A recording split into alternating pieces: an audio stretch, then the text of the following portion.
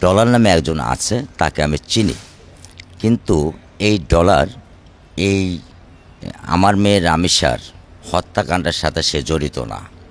এবং আমি যতটা ধারণা করছি এবং যতটুকু আমি জানতে পেরেছি, এটা আমার কাছে মনে হচ্ছে সে যখন জেলখানার ভিতরে ছিল বা আরও 10 জন মানুষের সাথে সে সলা পরামর্শ করে তার আইনগত একটা সুবিধা বা আর্থিকগত একটা সুবিধা, যেহেতু সে সেখানের স্থায়ী বাসিন্দা, এটা পাওয়ার জন্য এটা তার একটা ছল চাতুরি। এছাড়া আমার কাছে আদারওয়াইজ অন্য কোনো কিছুই মনে হচ্ছে না। আর আপনাদের সামনে যেহেতু দাঁড়িয়েছি, আমি একটা কথা বলবো, আমার রামিসা চলে গেছে, এটা হয়তো বা আল্লাহ তাআলার ইচ্ছে বা আমাদের সমাজ ব্যবস্থা যাই বলেন।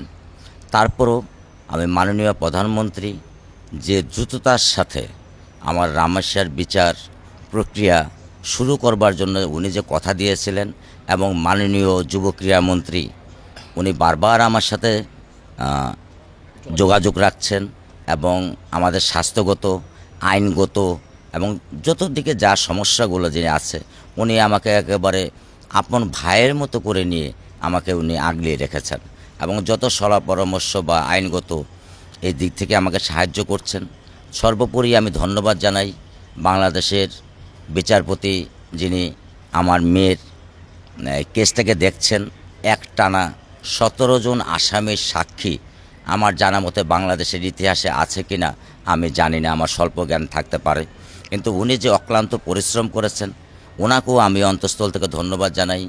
তার পাশাপাশি সরকার নিয়োজিত যিনি উকিল আছেন, ওনাকেও আমি ধন্যবাদ জানাই এবং বিচার বিভাগের সমস্ত কর্মকর্তা কর্মচারীকে, তাদেরকে আমার অন্তঃস্থল থেকে ধন্যবাদ জানাই এই বিচারটা দ্রুততার সাথে এবং একটানা করবার জন্য। পরিশেষে কালকে আছে রামেসার কোর্টের বিচারের তারিখ।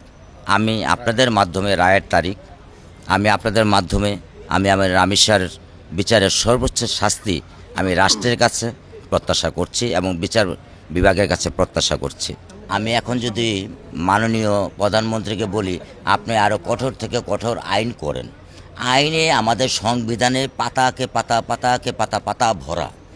আপনি আইন করলেন, আইনের যদি সঠিক বাস্তবায়ন না করা যায়, তাহলে সেই আইন কি কোনো প্রয়োগে আছে? সেই আইন কি কোনো প্রয়োজনীয় জনগণের কাজে উপকারে আসবে? আমরা এরকম আইন চাই না।